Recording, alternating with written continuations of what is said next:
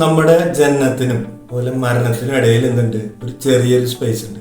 ആ സ്പേസിനെയാണ് നമ്മൾ എന്ത് പറയാ, നമ്മുടെ ജീവിതം എന്ന് പറയാം. ജീവിതമാണ് ആ സ്പേസ്. അപ്പോൾ പല ആൾക്കാരും ഈ ജീവിതത്തിൽ പ്രയാസങ്ങൾ പ്രതിസന്ധികൾ വരുമ്പോൾ തകർന്നു പോകുന്നവരുണ്ട്. പലപ്പോഴും നമ്മൾ ജീവിതത്തിൽ പ്രയാസങ്ങളൊക്കെ വരുമ്പോൾ നമ്മുടെ ജീവിതം തന്നെ വേണ്ടാതെ നിൽക്കുന്ന പലരുണ്ട്. എന്നെ കൊണ്ട് ഇത് കഴിയില്ല, സാധിക്കില്ല എന്നൊക്കെ വിചാരിക്കുന്ന ആൾക്കാരുണ്ട്. അപ്പോൾ നമ്മളുടെ അടുത്ത് നമുക്ക് വേണമെന്ന് വെച്ച് കഴിഞ്ഞാൽ നമുക്ക് ജീവിതങ്ങളൊക്കെ മാറ്റിമറിക്കാനായിട്ട് സാധിക്കും. ഉയർച്ചയിലേക്ക് പോകാനായിട്ട് പറ്റും, അഭിവൃദ്ധിയിലേക്ക് പോകാനായിട്ട് പറ്റും. അപ്പോൾ നമ്മൾ ജീവിച്ച് കാണിച്ചു കൊടുക്കണം. ലോകത്തിന് മുന്നിൽ നമ്മൾ നമ്മുടെ നാട്ടുകാർക്ക് ബന്ധക്കാർക്കൊക്കെ ജീവിച്ച് കാണിച്ചു കൊടുക്കണം. മുന്നിൽ പ്രയാസം വരുമ്പോൾ ഞാൻ കരഞ്ഞുകൊണ്ടിരിക്കാൻ പാടില്ല. കരച്ചിലല്ല നമ്മുടെ പ്രതികാരം.